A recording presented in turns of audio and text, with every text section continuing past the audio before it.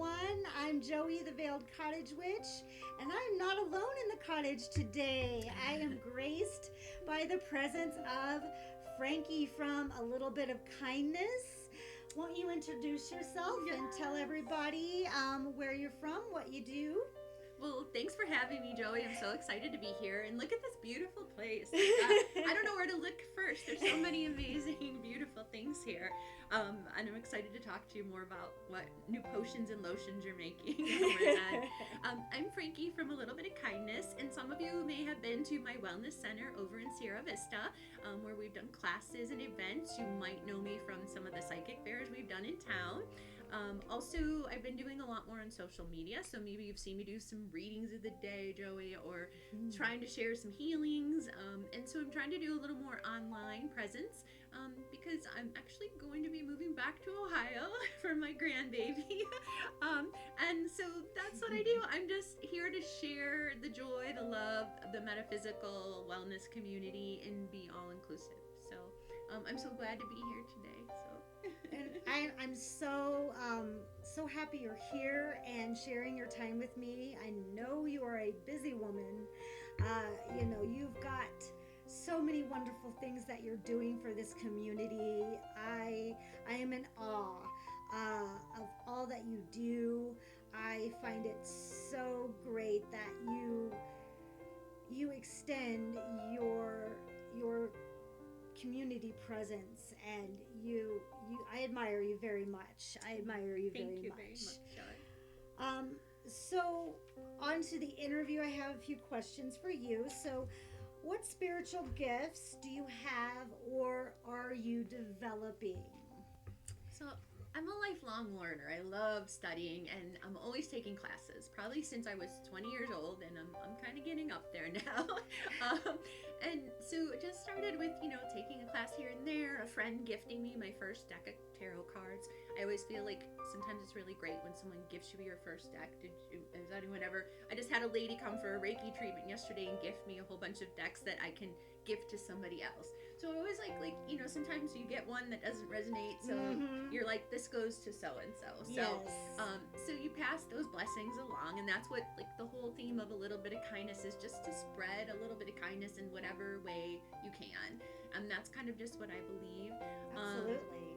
I've taken Reiki, so I am a level 2 Reiki, and so I do energy healing. I've learned other energy healings we have a place called Lilydale, New York by us, and you can go there. It's a mediumship community. I've studied mediumship. It's not my specialty, but I can give some messages when they come. I don't necessarily can call on them. Right. I've studied just about anything in the metaphysical realm because I just wanted to learn.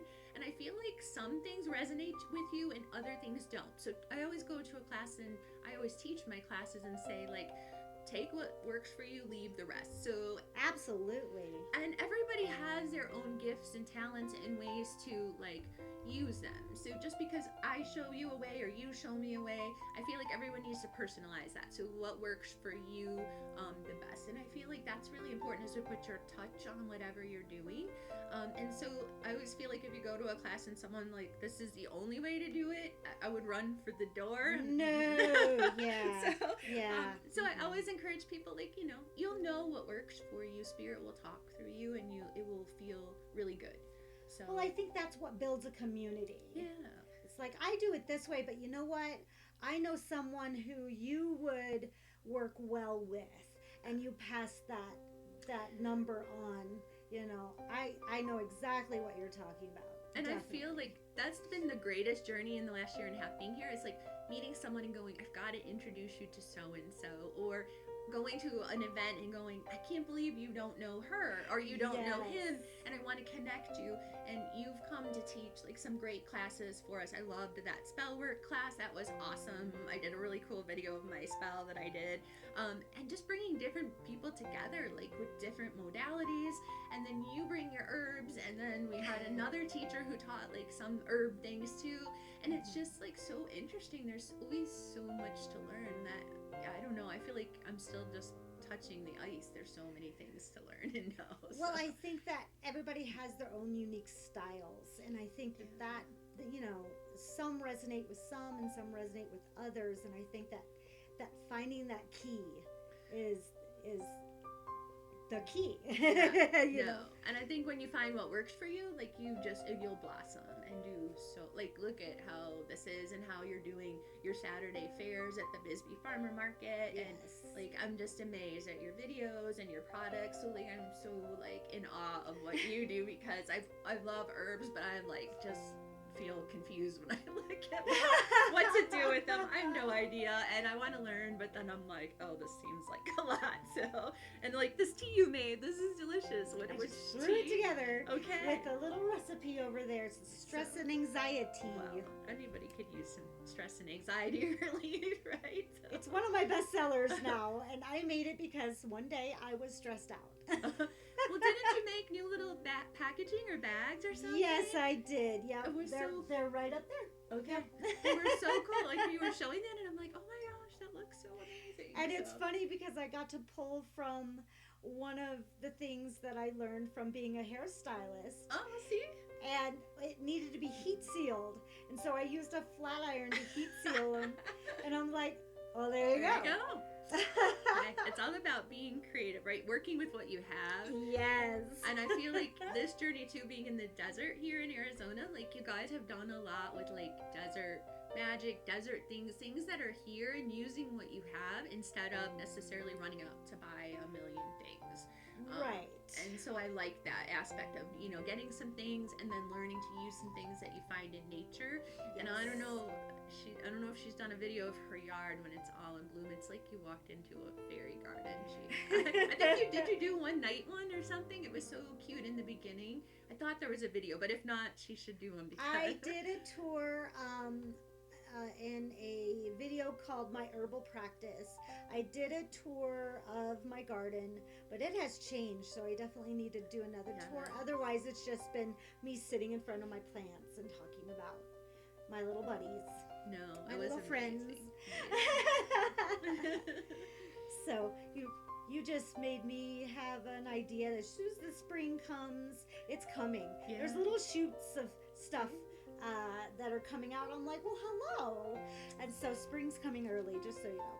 Just so you know, they're coming out. It's my favorite time. Mine too. I just love it. It's like, hello, little babies. Back home in Ohio, when the crocus would peek out of the snow, like I'd be so excited. Like to me, that was like the first sign of spring. And spring to me is like new beginnings and new growth and starting over. And yes. Like I just love the energy of spring. That's my favorite time. So me too. I start in January with cleaning stuff out and like I'm ready. Let's go. You know, there's room. Let's go. Definitely. So, have you had any spiritual gifts that kind of came about and kind of scared you? Like, oh my gosh, what have I done? Like, kind of, or maybe overwhelmed you? Yeah, I think it's like when you don't trust your intuition. I will say I have had a couple prophetic dreams. So I've had some dreams that have come true. They've been very emotional. Like before my grandmother passed and she raised me, and I had this angel. I'm not sure who she is, but she comes to me in spirit, and she has a very strong presence when she does. But she came to me in this dream, and I remember my daughter had just been born. And in the dream, she put her hand on my shoulder, and she was behind me, so I never see her face clearly, but I sense her presence. And she showed me these images of that my grandmother was going to pass, and that she was going to hold this baby, and maybe I didn't have the baby yet, in her arms before she passed. And I just remember waking up, and I woke up instantly just sobbing and sobbing and sobbing. And so I called her the next day because I was worried, but I didn't want to panic her, so I called and she answered and everything was fine. So my dreams never give me a time frame necessarily. So it was like a few months down the road where I think then I just had this daughter, and we were going, she was in the hospital, something had happened to her. And so I was taking the baby with me, and I remember she was so fussy. The whole trip across town, she cried. So I'm reaching behind, trying to get the pacifier in her mouth. We got there, and my grandmother actually held her in the hospital bed. And then, like a few weeks later, she got some listeria, and it quickly declined and passed away. So the vision did come true. It was like the angel preparing me, like, this is what's going to happen. So everything in the dream came true, just in a different time frame. And then when I went to the funeral, I was one of the few people, like, in a good place, and I was excited. And I believe when you pass, like, it's a good thing and your spirit lives on, but you know, you're moved on to a different place. It's not a bad thing. And I was so excited, and I was just happy, and I was relieved, and I felt she had this deep sense of peace. I guess because I already knew and processed this. So, I mean, if it would have happened and I hadn't processed this, it might have been different. And I feel like maybe the angel was there just to, I call her an angel, it could be a spirit guide, just to help me, you know, prepare me for it. So I would say that's one of the bigger, and there's been a few other significant things, but that was one of them. So that is huge, definitely, when you are able to pull from your dreams and being able to realize, I foresaw this, and you get a little bit like deja vu. So it was a little eerie, but then it was just very peaceful. I can't describe the peacefulness of her of her energy when she's around me. You know, just giving me that message. It was almost like a mother hugging you, saying, like, everything's going to be okay, and this is what's going to happen, but just being very patient and kind and loving. So, so yeah. So powerful. Wow. If I may share, mine was kind of funny, but not. I realized quickly the power of my words. I went to a soccer game. My brother's team was playing, and was playing on the opposing team, and I was with one of the younger girls in my coven, and I always hung out with younger people because I kind of have that young spirit. And this is terrible. I did a terrible thing, you guys. Don't judge me, and don't do this. Don't practice this at home, please. But there was one person who was really bullying other people on the opposing team, and so I would be like, I hope you fall, I hope you fall, I hope you fall. And he fell, and he hurt himself so bad he had to be carried off the team, off the field. And I really quickly was like, I think that was me. And realizing the power of my words. And right there I was like, okay, my words have power. So I really need to be careful with what I say. That was a big lesson. And I was only like a year into studying the craft. And so that was like a huge lesson to me that my words have power. Use them wisely. So I hope that kid was okay. But you learn real fast. Angel and I talked about that, the power of your words and your intentions. So it doesn't even have to be a formal spell. It could just be so much intent someone has. And you can be a person who has ill intent for you and just has this intense feeling, and it's those feelings that manifest. We talked about that yesterday in class, manifesting. You know, when you feel that thing and you think it all the time, like it is very powerful. So and they could turn into self-fulfilled prophecies. Yes. You know, if you constantly think, I'm too stupid for that, I'm too stupid for that, and you constantly replay that in your mind, it kind of becomes true. I talked about that yesterday too, replaying that story. So change those stories around. Make them a positive story. Put a positive twist in. For sure. Try to break that mindset. So, because it does have power. Yes. Absolutely. So now we're gonna, kind of go out in left field here. If you could have any superpower, what would it be and why? I guess it would be, and you gotta watch when you say wish. I guess my thought was, because I always want to help people, the ability to just grant somebody their wish. Like a genie. Like a genie, but when you talk about, you read those stories about what you wish for, or like what would they wish for. So I guess it would be to make someone's life more comfortable in some way, like, or help them in some way that would benefit them, that couldn't have a negative thing. So if I could just go in and realize somebody, like a family, needed a place to stay, and I could could manufacture that for them or wish it into being. Like bippity bop Yeah, boom. like somebody wanted to achieve something or needed money for college, or like I guess that would be what I love seeing people do better. Like to me, that is so gratifying. So, anytime you can help somebody, but I mean that can go negative too. So you've got to watch that. But I would want to help that answer. people in a positive way. That's a very selfless answer, and I love that. I love that. I love that. I do. I love that. I don't think I could beat that. I wouldn't try to. No. All right. Now, do you believe in past or parallel lives? We're getting into quantum physics a little bit here, which I could talk about for days. But what's your stance on that? So I read lots of books, and I'm trying to think. I can't think of the one author she was Sylvia maybe Brown was one maybe. Thinking she wrote. There was a couple books I've read, and I read someone where they talked about how we're living multiple lives at the same time. And to me, that was like a really weird concept, you know? And so I really thought about that, and we talk about it a little. But my biggest is, I guess, Wayne Dyer was like one of my most favorite authors, and I wish I could have seen him in person so badly. But I read so many of his books, and I just love, you know, how he talks about past lives and how his belief was, you know, you pick this life that you come into. And I've read multiple people believe that too in different things. So I do think we are all here to learn a lesson of some kind, good or bad. And I always tell people, you know, things happen for a reason, good or bad. You know, you may have someone who lost a child, and I can't imagine that would be devastating.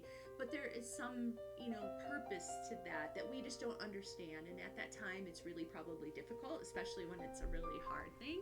But I feel like there's lessons here to learn, and we're here for a reason. And sometimes we have to go through those hardships, because would you be the person you are today without all of the life lessons you had to be through? I often think about that myself too. I wouldn't be the same person. I would be different. So, and I see that like a lot with my kids. Like I wanted to give my kids everything I didn't have, but at the same time, you know, you have a lot of entitlement, and they can't ever realize or understand what you went through to get where you are. So when they get frustrated with me, it's always that like, you don't understand what I've been through. So I do believe I have had a couple past life regression classes, and I have been through a couple lives where I know there's people that I have had a past life with. And I had one example where my ex-husband, who I divorced, and he was a little bit narcissistic, let's just say, and I had met somebody else that I was dating at the end, and I had this vision of us being back in the horse carriage era. Like we were on an old street, you know, the old towns, like a western town, horse and carriages. And we were in like the traditional, I don't know what era I would say, this was probably early 1900s.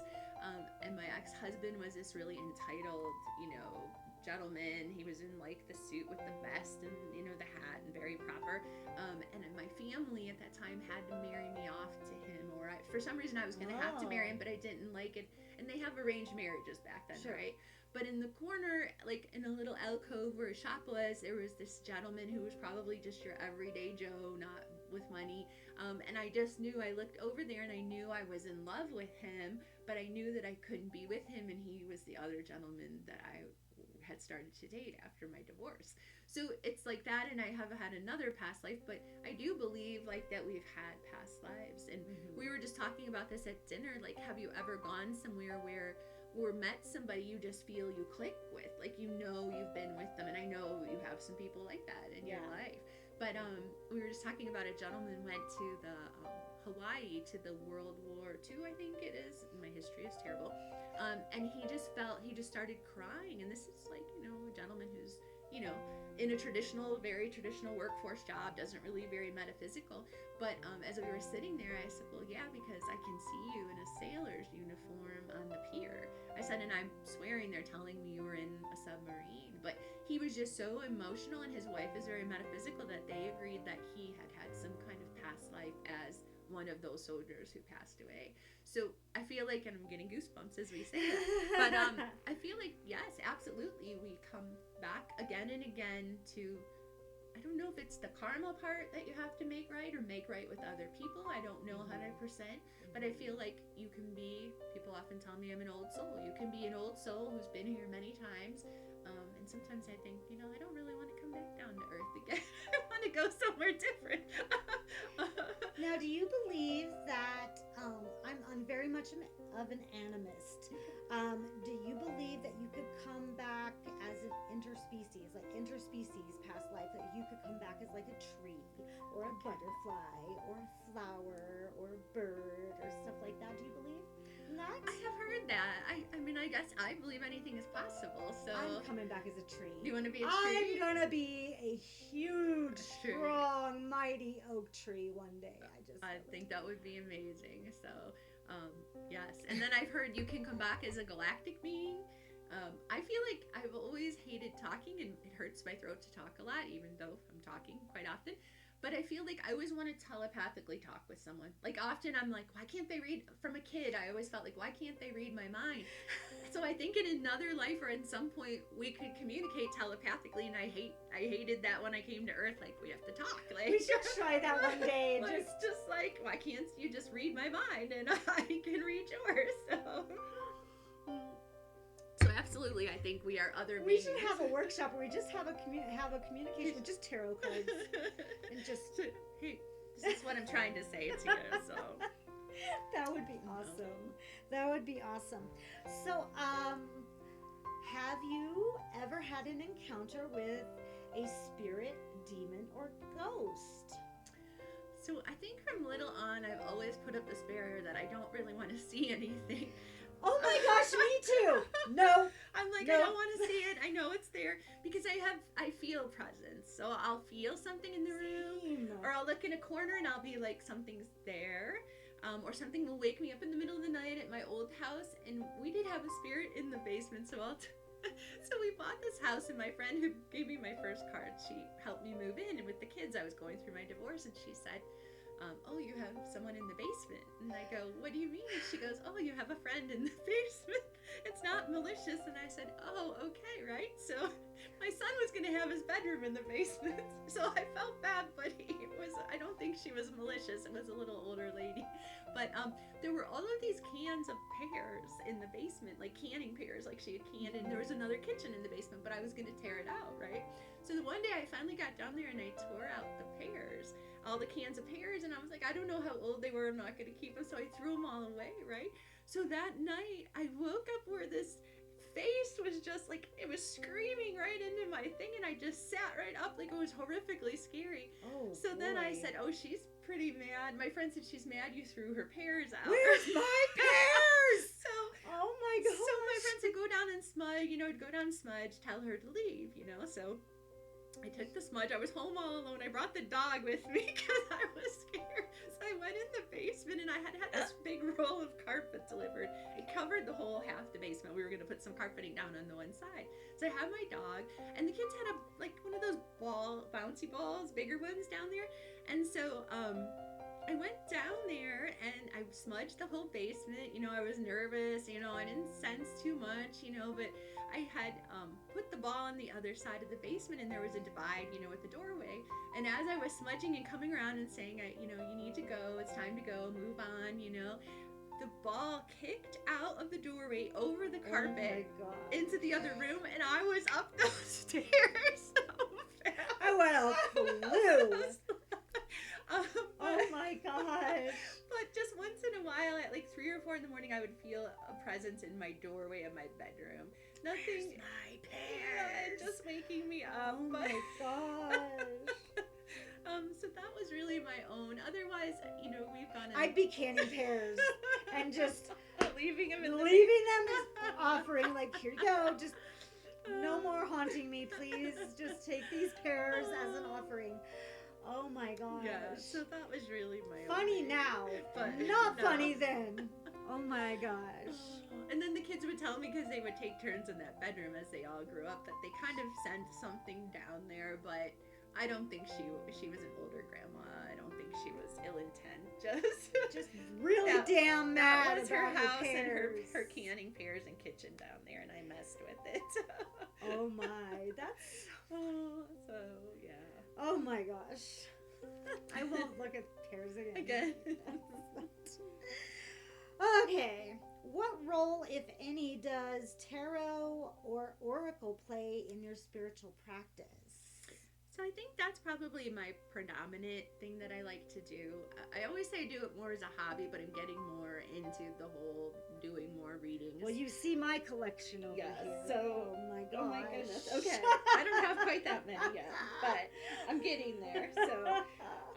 So yeah, so I love collecting cards. I just got that new deck that you said you had. I just didn't realize it's an I have older the bigger one. Okay. The bigger version. Yeah. It was hard to even get the smaller version because I don't think they're making them anymore. So I did find it, and I fell in love with the illustrations. So I buy my decks because I love the illustrations.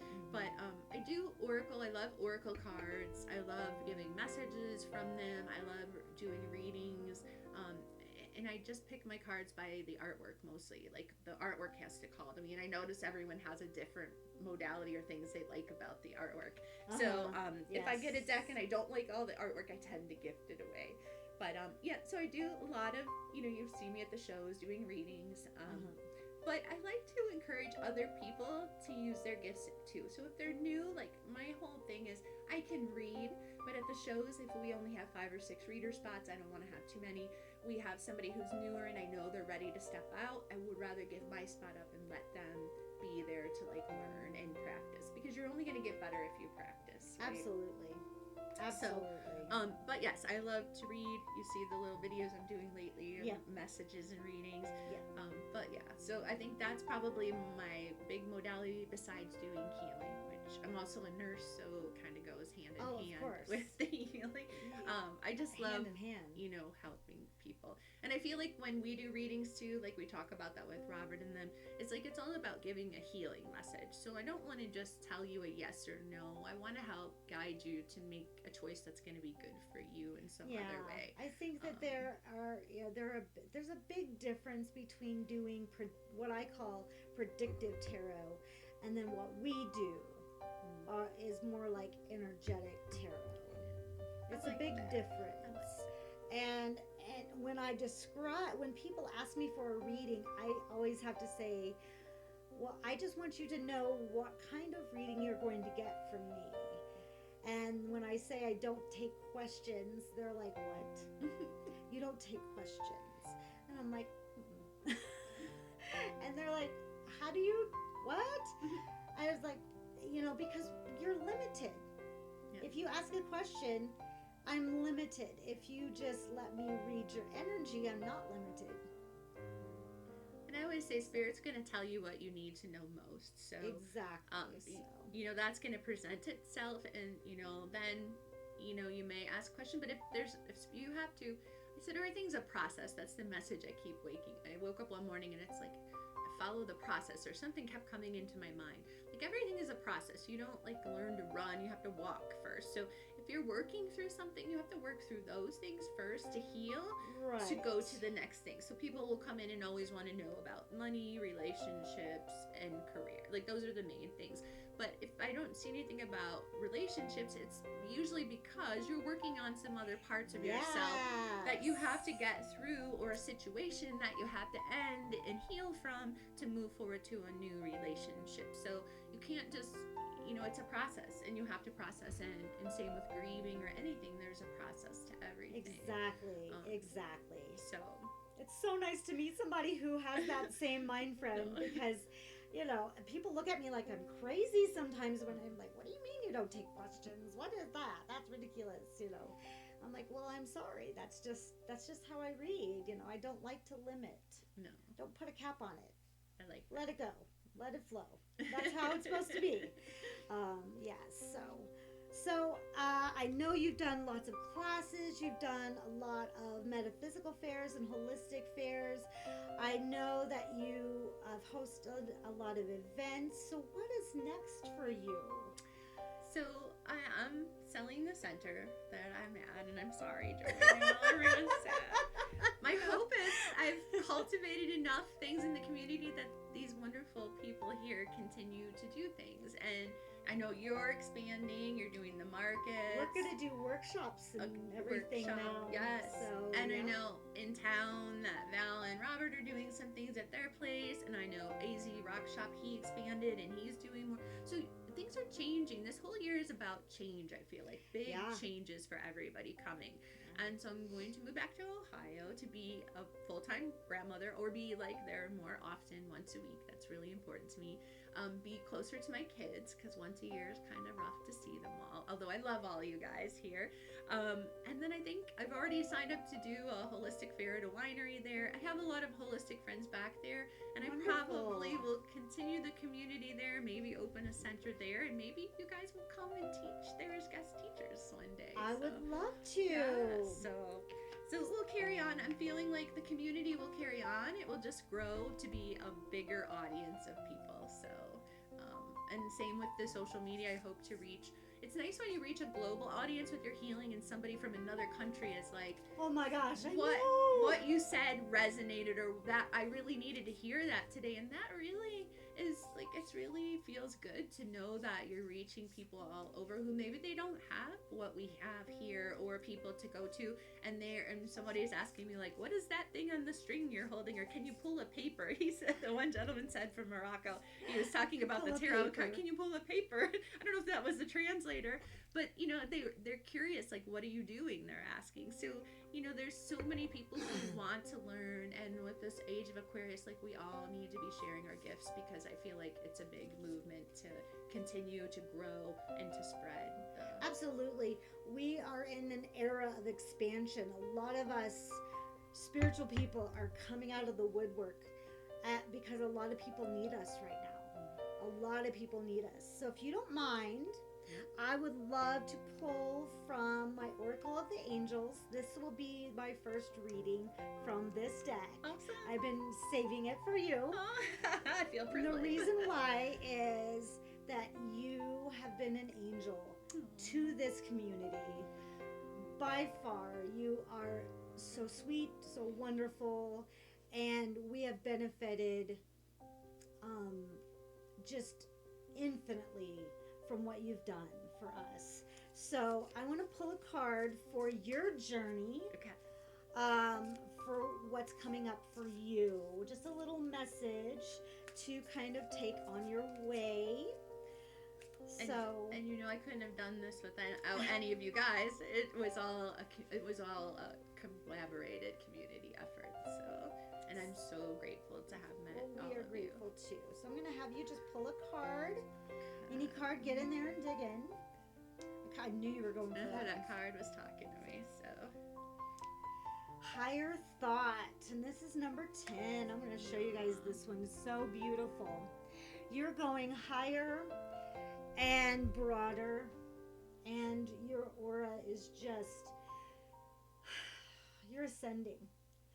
You're going to reach a broader spectrum. You're leveling up now from where you started.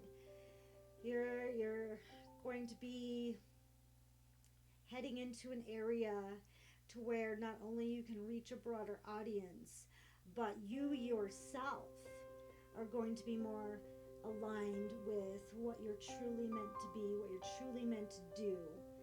And you're going to shine, and you're going to really expand and just...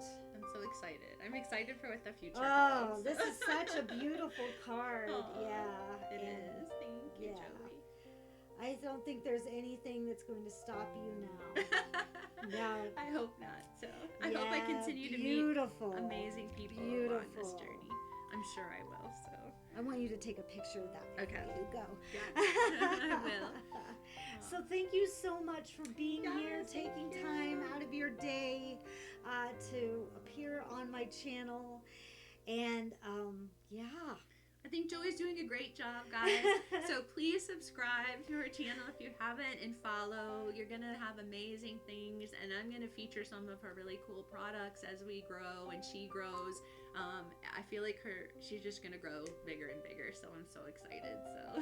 So thank you so much. Thank you, Joey. And as always, live your best life and live for yourself, and I'll see you on the next one. Bye.